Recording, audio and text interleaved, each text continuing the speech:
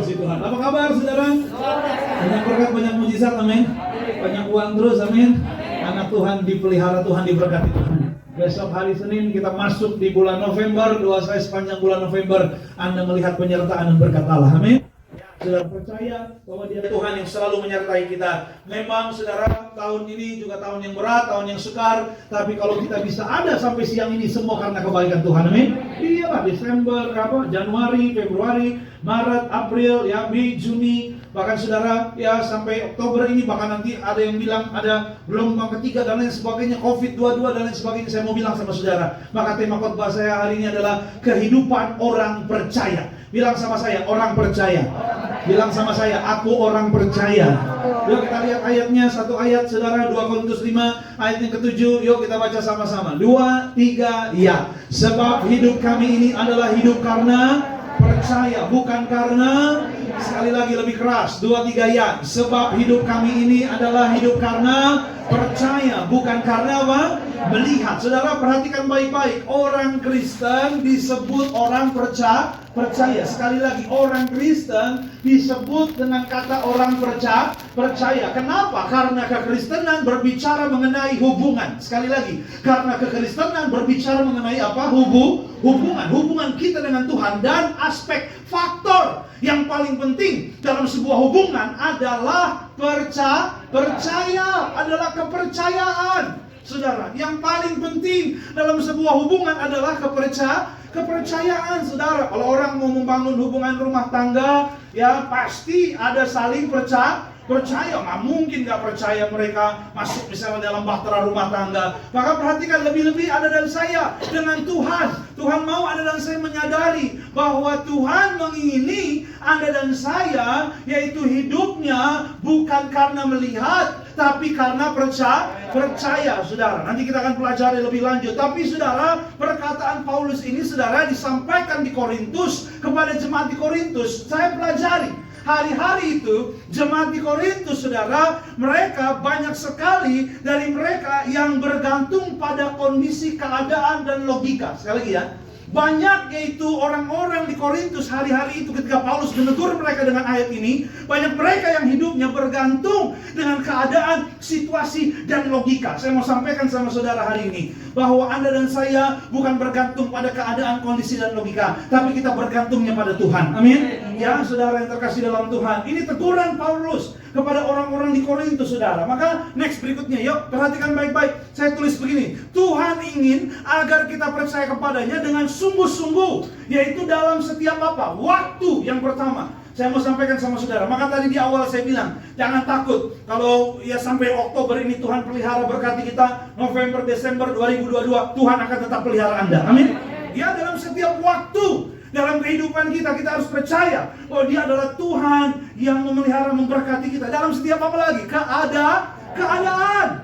Dalam setiap keadaan. Kalau hari ini saya nggak tahu apa yang menjadi masalah Anda, saya nggak tahu apa yang menjadi persoalan, pergumulan Anda atau tantangan, entah itu sakit penyakit, entah itu hutang, entah itu persoalan pribadi dalam rumah tangga. Tapi yang saya tahu, Anda harus tetap percaya bahwa keadaan apapun Dia Tuhan yang menyertai Anda. Amin. Iya saudara, makanya saudara jangan ragu, jangan takut. Setiap orang pasti punya masalah. Nggak ada orang yang nggak punya masalah, nggak ada orang yang punya tantangan. Tapi kalau kita tetap percaya kepada Tuhan dalam setiap keadaan, tantangan, masalah apapun, engkau akan keluar sebagai pemenang. Yang percaya katakan amin.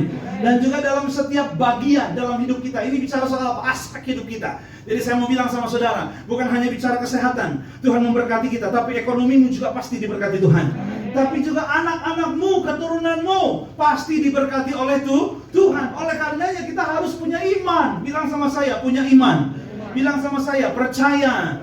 Percaya juga harus sungguh-sungguh, saudara. Tuhan gak mau saudara ragu-ragu atau pura-pura. Tuhan mau Anda dan saya sungguh-sungguh dari hati kita. Yuk, Amsal 3 ayat 5. Kita baca dulu ayatnya. Next, berikutnya. Perhatikan baik-baik. Kita baca dengan keras. 2, 3, ya. Percayalah kepada Tuhan dengan segenap hatimu dan janganlah bersandar kepada apa? Pengertianmu sendiri. Mohon maaf, hari-hari ini kenapa banyak orang pintar tapi gagal? Iya, saudara. Banyak orang ya merasa dirinya hebat tapi gagal. Tapi kenapa sudah? Karena dia bukan bersandar pada Tuhan, tapi bersandar pada pengertian sendiri. Makanya tadi Paulus tegur orang-orang di Korintus supaya mereka jangan bersandar, ya berharap, bergantung pada situasi keadaan, apalagi pengertian sendiri. Karena manusia Anda dan saya terbatas. Tapi orang-orang yang bergantung bersandar pada Tuhan, hidupnya akan melihat hal-hal besar. Katakan amin. Ya saudara, next berikutnya. Maka saudara percaya dalam hal apa? Yang pertama, percaya akan pengorbanannya. Haleluya. Percaya akan apa? Pengorbanan. Yesus benar-benar datang ke dalam dunia. Yesus benar-benar mati untuk Anda dan saya. Yesus benar-benar bangkit dan dia naik ke surga. Dan Yesus benar-benar akan kembali lagi datang untuk menjemput Anda dan saya. Yang percaya katakan amin.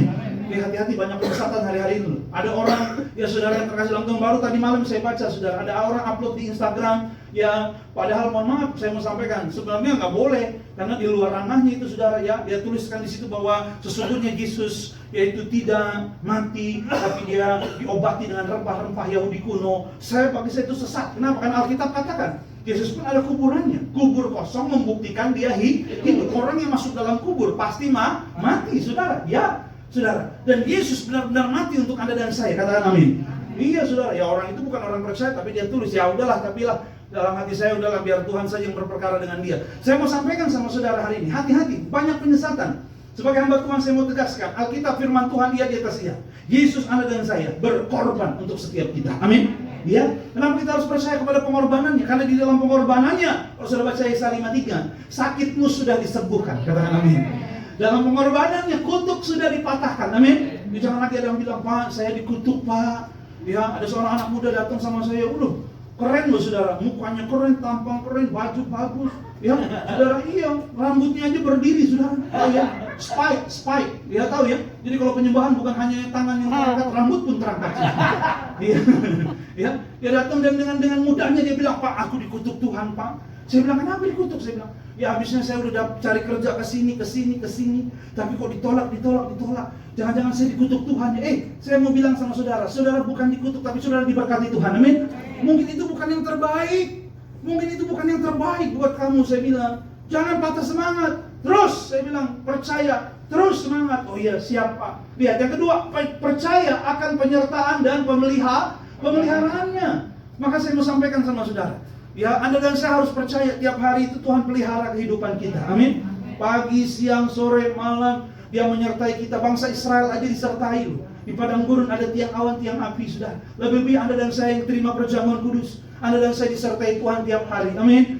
Dipelihara Tuhan. Makanya Anda dan saya jangan khawatir. Ya, bahkan dari sekolah minggu udah diajarin, jangan kamu khawatir, burung di udara dia pelihara. Jangan kamu khawatir, bunga di padang dia hiasi. Jangan kamu khawatir, apa yang kau makan, minum, pakai. Jangan kamu khawatir, Bapa di surga memelihara. Tuh, ya, bahkan Alkitab bilang lebih ekstrim lagi, jumlah rambut di atas kepalamu Tuhan tahu. Jatuh satu Tuhan tahu. Siapa yang tahu jumlah rambut? Ada? Kan rambut saudara. Ada yang tahu nggak jumlahnya? Kalau ada angkat tangannya. Saya kasih hadiah maju ke depan 10 juta, ayo. Kalau kurang menarik hadiahnya 50 juta. Yang botak jangan maju tapi. Oh iya, kalau botak maju habis saya. Ya saudara, lihat Alkitab katakan dia pelihara. Yang ketiga dikatakan apa? Percaya akan kuasa dan mujizatnya. Tuh saya mau sampaikan sama saudara, percaya akan kuasa dan mujizatnya. Kadang-kadang kita sebagai manusia akan mengalami hal-hal di mana kita nggak sanggup, nggak mampu. Karena apa? Kita sadar sebagai manusia kita punya sifat satu, terbatas. Anda dan saya terbatas, saudara. Umur saja terbatas. Iya, saudara. Nggak ada orang yang hidup selamanya, saudara. Usia terbatas.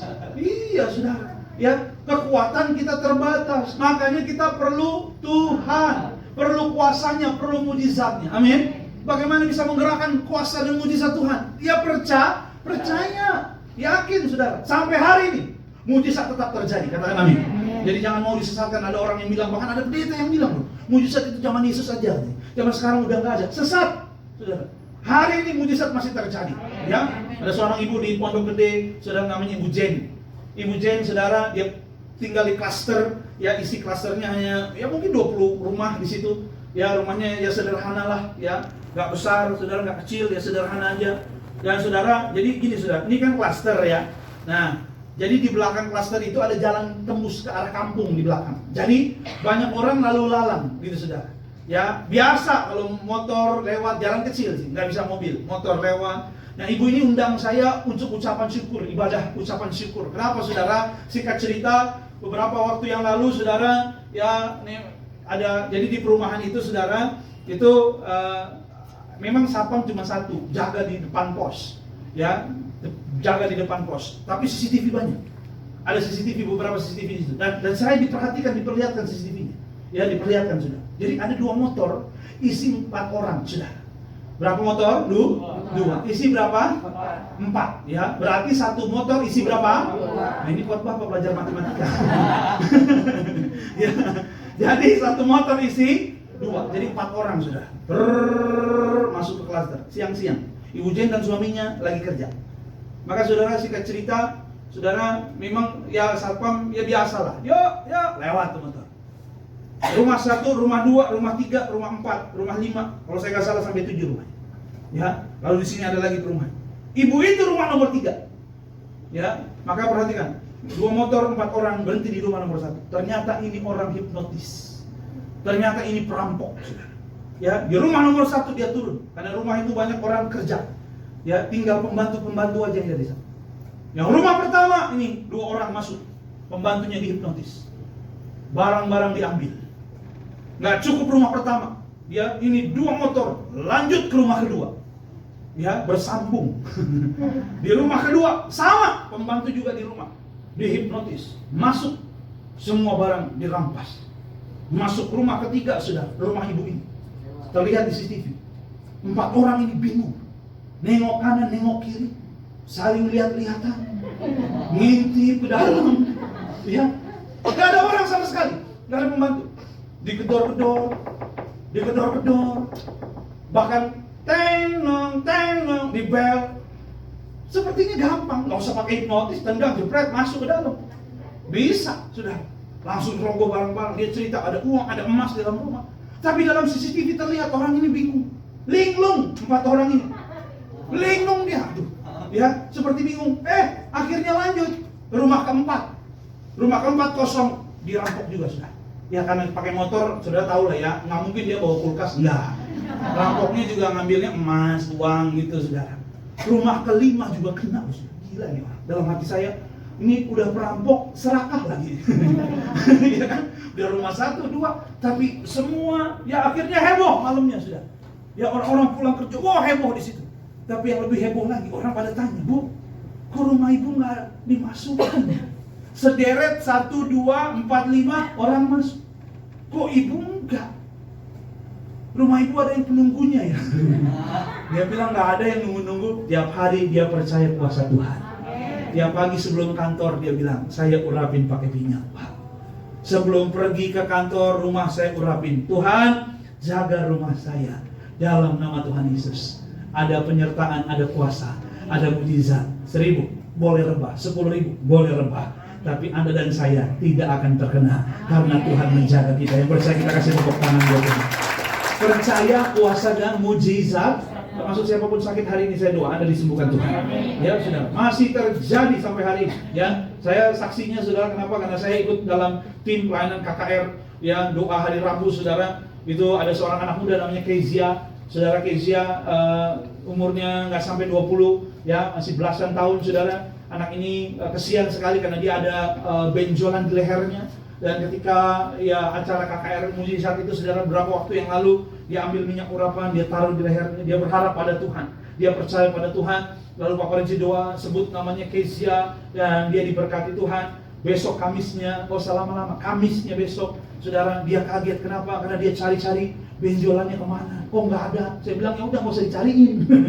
Ya kalau udah nggak ada, puji Tuhan. Cek ke dokter, dokternya pun kaget. Dokternya bilang ini bukan tangan manusia, tapi yang sembuhkan tangan Tuhan. Kita kasih tepuk tangan buat Tuhan. Jadi saya mau sampaikan saudara, sampai hari ini mujizat masih terjadi. Amin.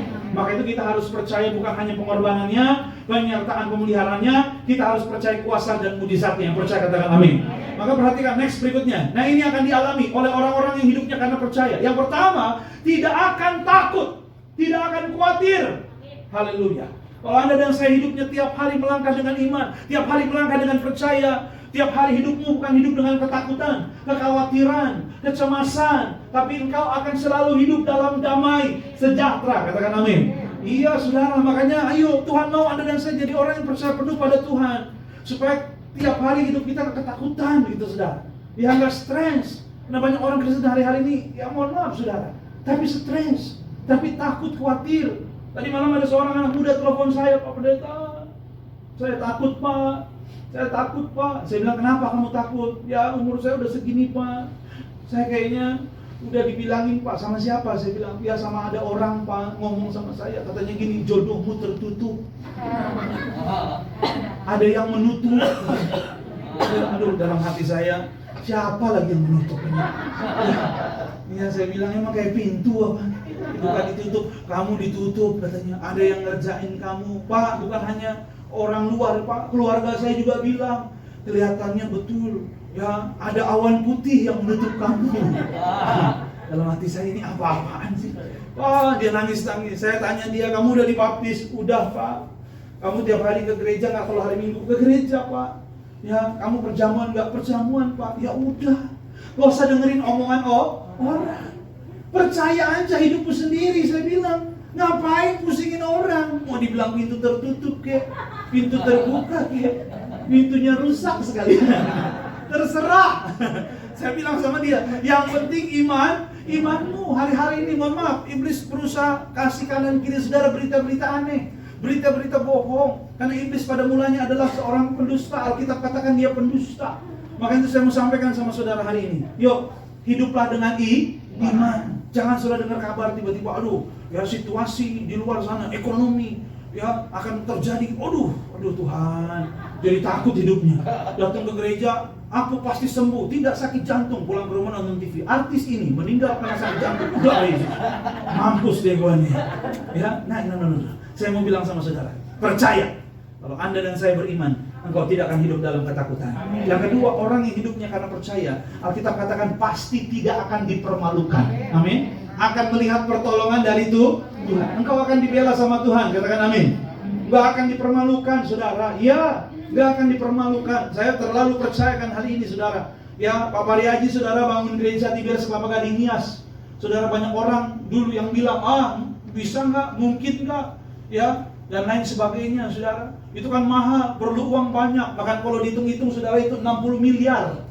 Uang semua bukan daun saudara. Iya. Ada nggak waktu itu kas gereja segitu? Nggak ada. Tapi Pak Pariaji berdoa, percaya dalam nama Yesus suatu hari akan dibangun gereja yang besar di tempat ini. Amin. Waktu masih tanah kosong, Pak Pariaji urapin dengan minyak. Bahkan maaf saudara, ada orang-orang yang nggak suka sampai dituntut masuk ke pengadilan saudara. Tapi saya mau sampaikan sama saudara, ya cukup mengerikan juga saudara. Salah satu orang yang menuntut sampai masuk ke pengadilan, belum mulai pengadilannya saudara, orang itu meninggal saudara. Iya loh. Iya, mau ganggu rumah Tuhan saudara, meninggal saudara. Tapi bukan berarti saudara masuk, bisa begitu ya Pak ya. Teman kantor saya ada yang jahat Pak, saya doa biar dia meninggal. Enak aja saudara. Bukan saudara, itu urusan Tuhan saudara ya. Tapi lihat saudara, bahkan seorang pengusaha bilang, Pak Pariaji ini mahal banget Pak, 60M. Mendingan kita bikin malam dana Pak. Kita kumpulin pengusaha-pengusaha. Ya, itu salah satu orang terkaya di Indonesia yang ngomong. Ya, saya bahasa sebutkan namanya. Ya, pengusaha properti terkenal sampai hari ini pun masih terkenal. Dia bilang, Pak, gak usah lah. Ya malu-malu, minta aja nggak apa-apa, kumpulin. Nanti saya kirim teman-teman saya. Nanti bikin malam dana, biar semua pada sumbang-sumbang. Pak Pariaji bilang, no. Saya mintanya sama Tuhan, bukan sama manusia. Maka tidak akan pernah dipermalukan. Lihat, tanpa maaf saudara, sepeser pun utang atau minta-minta, gereja Tiberias Kelapa Gading Nias terbangun. Yaitu gereja yang salah satu jadi gereja terbaik, terindah di Asia. Kita kasih tepuk tangan dong buat Tuhan Yesus. Iya saudara, maka itu saya mau sampaikan sama saudara. Hidupmu kalau engkau percaya sama Tuhan tidak akan dipermalukan Tuhan. Amin. Ya saudara. Yang ketiga dikatakan orang yang hidupnya karena percaya, ini hidupnya pada akhirnya dia akan jadi dampak. Dia akan jadi berkat. Lihat, gereja Tiberias gereja yang besar.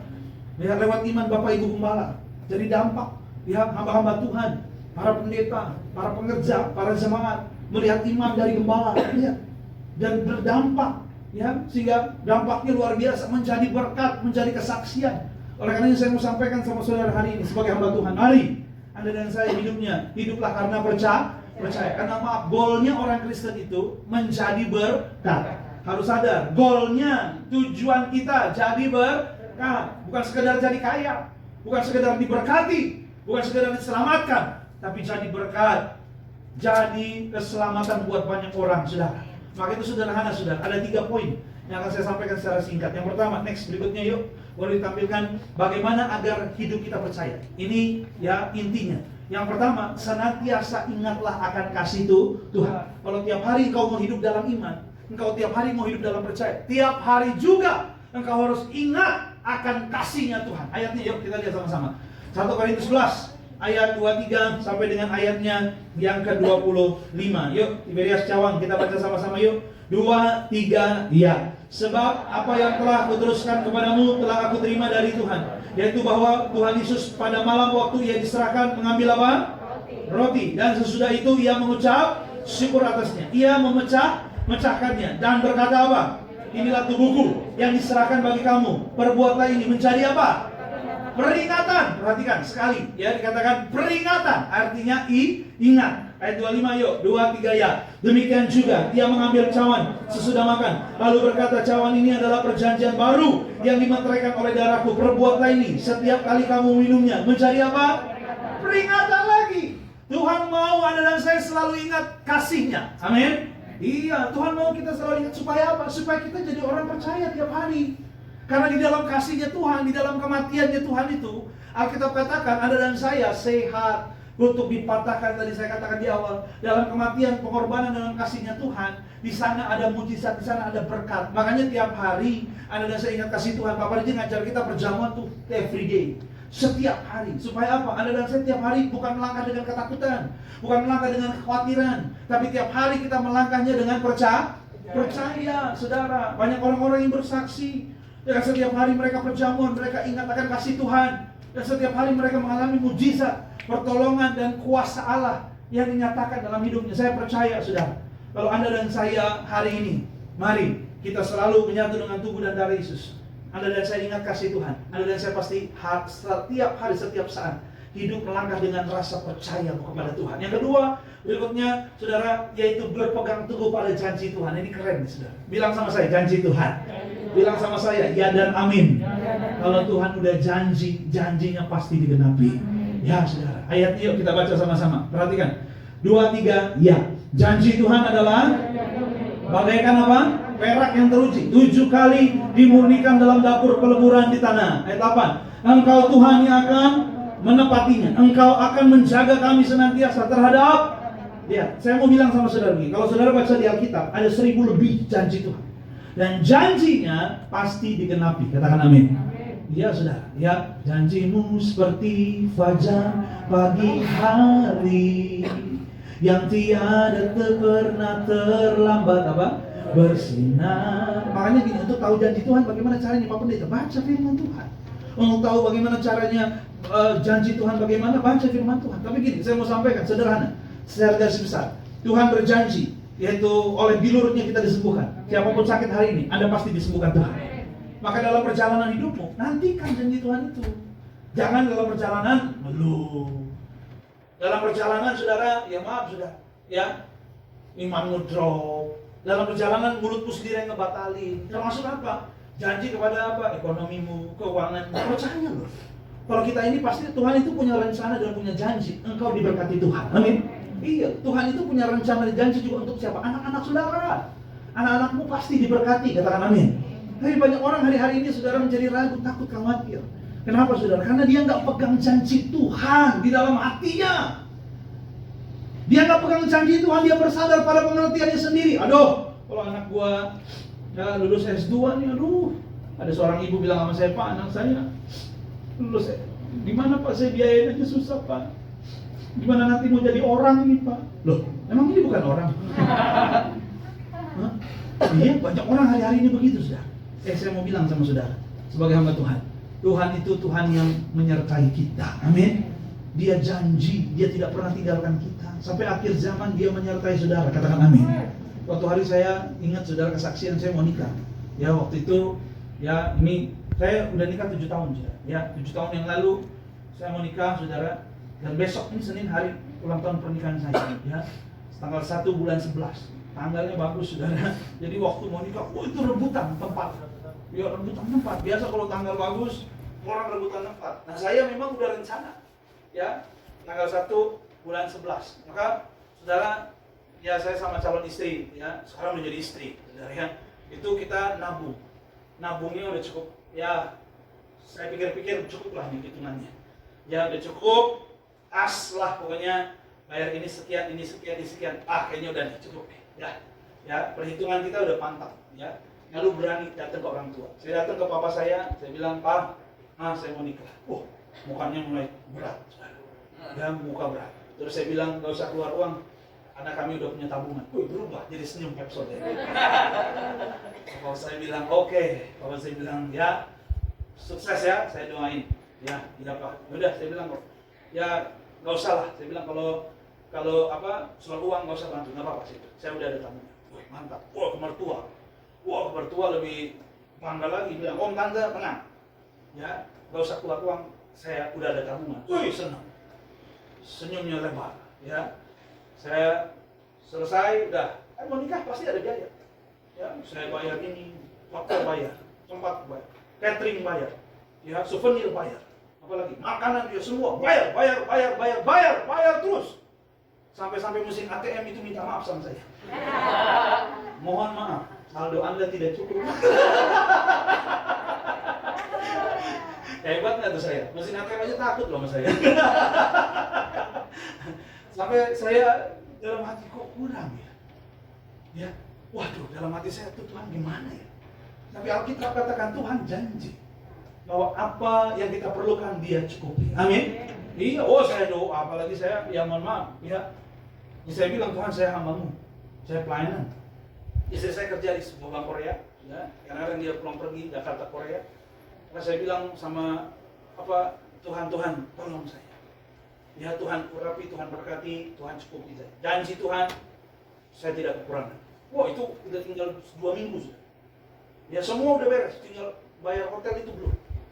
Saya sampai ditelepon sama orang hotel. Pak Markus, iya saya bilang, jadi kawin Pak. Kurang ajar juga nih. Saya bilang, iya jadi, ya dibayar Pak ya. Kalau enggak nanti soalnya orang rebutan tanggalnya. Waduh, kalau enggak Pak Markus nanti bisa digeser jamnya. Saya bilang, memang berat dunia ini keras. Ya dalam hati saya, ya udahlah. Saya doa. Suatu hari saya di Gading Nias, itu selang 2 minggu. Saya mau naik lift ke atas, Pak Reji tepuk pundak saya. Dia bilang gini, kalau you lagi ada masalah doa sama Tuhan. Padahal saya nggak cerita. Muka saya juga senyum aja saudara. Jangan saudara pikir muka saya kode-kode keras, enggak. Enggak saudara. Ya, salam Pak, gitu enggak. Saya suka cita aja. Tiba-tiba Pak Reji bilang, kalau you ada masalah, doa sama Tuhan. Saya bilang, oh iya Pak, siapa? Kalau pagi, siang, sore, malam udah doa, belum dijawab, subuh doa. Saya tanya, kenapa subuh Pak? Karena you berkorban, sungguh hati. Subuh-subuh orang tidur, you berdoa. Tuhan lihat hati. Saya bilang, mantap juga ini. Dan saya pikir, saudara benar loh. Kalau doa subuh, saudara nggak ada saingan. Ini banyak nih saingannya. Saudara doanya, pokok doa masuk ke surga, ngantri. Tapi dalam hati saya, waduh Tuhan, ya ini mantap nih jawaban. Akhirnya malam saya doa, Tuhan, tolong Tuhan. Subuh-subuh saya doa, ya subuh-subuh saya doa. Ketemu hamba Tuhan suatu hari teman saya, tuh hamba Tuhan. Ya saya ngobrol. Ya saya bilang, saya bukan minta tapi saya cuma ngobrol. Wah gila berat. Dia bilang kenapa bro? Teman saya. Ya ini saya bilang, ya mau merit kan gua. Oh iya. Waduh keras nih hotelnya gini-gini saya cerita. Dia bilang, udah sederhana aja. Ya pemberkatan di gereja, pulang ke rumah makan Indomie. Ini bukan yang nguatin, malah ngejauhin saya ini saudara. Dalam itu teman saya itu saya bilang kurang ajar lu. Enak kalau makan Indomie cuma 2 pilihan menunya, rebus atau goreng. Tapi lihat Tuhan itu baik, amin. Dan orang yang percayakan janjinya pasti digenapi, amin. Saya percaya sampai detik terakhir saya percaya. Selasa saya harus bayar, Minggu belum ada duit. Iya, saya sama istri saya ibadah di Sarbini, saya ngelainin sama-sama Pak Reji. Selesai Pak Reji pulang jam 2 siang, jam 4 Pak Reji pulang. Lalu calon istri, ya waktu itu saudara kan, ya dia pulang karena dia Senin harus kerja, saudara. Jadi dia pulang, Saya masih mau lanjut juga pelayanan lagi, ada pelayanan lagi, tapi sebelumnya teman saya telepon. Nah ini yang hebat, Tuhan dahsyat. Ya, teman saya telepon, teman saya bilang gini, Gus lagi di mana? Saya bilang di Sarmini. Gua pas di Sarmini, lagi di Starbucks tuh. Coba lu kesini deh bentar, kita ngobrol. Oh iya, saya bilang, ada apa? Nggak apa-apa, kita ngobrol aja. Udah lama nggak ketemu. Oke, saya ngobrol. Pas kebetulan momen saya undang dia juga. Gua mau bikin acara merit, nanti lo datang. Oh iya, siap. Terus lagi duduk di Starbucks sudah, tiba-tiba dia keluarin uang. Amplop coklat gitu, kan amplopnya kecil, amplop besar, coklat keluarin dari meja, klaritas ke atas meja. Ya saya bilang apa ini? Dia majuin ke saya bilang itu uang isi. Saya lihat tuh uang isi. Saya balikin lagi sama dia. Emang gua kasir? Saya hitung uang. Saya bilang ya udah emang kenapa sih bilang? Emang itu uang. Dia bilang tadi malam gua lagi tidur. Tuhan kasih gua mimpi, suruh kasih uang ini buat gua. Oh, kalau dari Tuhan cepet, jangan lama-lama sih. Nanti muka Allah turun. Berbahaya buat dia, bukan buat saya. Saya bilang dari Tuhan cepetan. Enggak ya. Jadi dia bilang tadi malam gue mimpi. Tuhan suruh kasih ini. Saya bilang aduh enggak. Saya nggak bisa terima. Oh enggak, dia bilang. Gue nggak mau lo tolak. Nih ambil, terima. Ya, saya bilang sama dia. Ya udah nanti gue balikin. Dia bilang nggak usah dibalikin. Oh ya udah saya jabat tangannya langsung. Dikunci dong langsung. Dia saudara, abis itu dia peluk saya, sambil peluk dia bilang begini, Gus, lain kali lo kalau doa jangan sebut nama gua dong. Dia bilang bercanda, dia bilang gak mati. Saya nggak sebut nama dia, tapi memang dialah orang yang dipilih, saudara. Tapi memang dia teman saya sampai hari ini, dia masih teman sama saya, bahkan sukses luar biasa. Ya, dia salah satu orang yang dipercaya juga dengan ada salah satu menteri percaya sama dia. Sampai hari ini dia sukses. Dan ya besok juga saya ada ketemu sama dia pas hari anniversary, saya undang dia untuk berdoa, dia berdoa sama-sama, doa kecil sih keluarga doang. Tapi saya mau sampaikan sama saudara, jumlahnya itu tepat, nggak kurang, nggak lebih, ya, nggak kurang juga. Jadi apa yang ditagih, saya bayarkan. Saya nggak hutang, saya nggak minta-minta. Tuhan menepati janjinya. Jangan sudah pikir, aduh Pak Pendeta gaji cuma segini Pak, anak segini lagi Pak. Gimana ya Pak, akhir bulan mau makan apa saya Pak? Saya waktu dulu mau jadi pendeta, saya diledek sudah. Iya, ada beberapa orang keluarga saya bilang, lu mau jadi pendeta, makan apa lu? Makan batu. Sampai hari ini saya belum pernah makan batu sudah. Bahkan kalau saya makan nasi ada batu, saya buang batunya sudah. Kalau saya telan emang gak ada lauk lain apa? Saya mau bilang sama saudara hari ini, kalau Tuhan sudah janji, dia pasti tepati janjinya. Yang percaya dengan sesuatu tangan dia. Yang ketiga yang terakhir, boleh musik maju ke depan sebagai penutup, memberi diri dipimpin oleh Roh Tuhan tiap hari. Bagaimana Anda dan saya bisa jadi orang-orang yang hidupnya tiap hari jalan dengan iman, jalan dengan percaya? Mari, hidupmu, hidupku, hidup kita dipimpinlah oleh Roh Tuhan. Amin. Yuk kita lihat satu ayat yang hebat, saudara. Yuk 1 Samuel 16 ayat 13 ini dahsyat. Berita tentang pengurapan Daud. Yuk 2, 3 ya. Samuel mengambil tabung tanduk yang berisi minyak itu dan mengurapi Daud di tengah-tengah saudara-saudaranya. Sejak hari itu dan seterusnya berkuasalah roh siapa? Roh Tuhan atas siapa? Daud. Lalu berangkatlah Samuel menuju. Yang ketiga ini bicara pengurapan.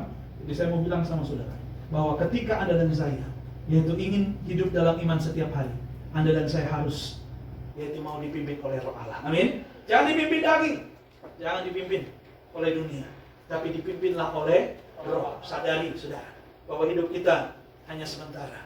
Mari hiduplah dipimpin oleh Roh, bukan dipimpin oleh daging. Maka tiap hari engkau diurapi, tiap hari engkau akan ingat dan engkau akan menjadi orang-orang yang percaya. Mari masuk bulan November, jangan bimbang, jangan ragu, jangan cemas dan khawatir. Percaya saja. Sekali lagi saya ingetin, saudara adalah orang percaya. Yang Tuhan mau saudara tidak bimbang, tidak ragu, tidak cemas. Orang bimbang Alkitab tidak akan dapat apa-apa dalam hidupnya. Tapi sebaliknya, orang yang percaya disebut dengan kata berbahagia. Kalau sudah baca Yohanes 20 ayat 29, Yesus bilang sama Thomas apa? Thomas, karena kamu lihat aku, kamu percaya. Berbahagialah orang yang tidak melihat, namun apa? Kalau saudara tahu, itu adalah perkataan berbahagia Yesus yang terakhir sebelum dia terbang ke surga. Kalau sudah baca di Alkitab, ada 28 kali. 28 kali Yesus bilang tentang ucapan berbahagia. Dan ucapan berbahagia yang terakhir sebelum Yesus pergi adalah Yesus bilang sama Thomas, berbahagia kalau kamu tidak melihat, namun percaya. Secara kasat mata mungkin kau tidak melihat Tuhan dalam rumahmu, dalam keluargamu. Secara fisik mungkin kau nggak bisa lihat. Tapi kita percaya Tuhan ada, karena Rohnya memang Immanuel, tidak pernah meninggalkan kita. tetap percaya, tetap diberkati. Selamat hari Minggu. Kita kasih tepuk tangan yang paling meriah. Yuk, sama-sama kita bangkit berdiri di hadapan Tuhan.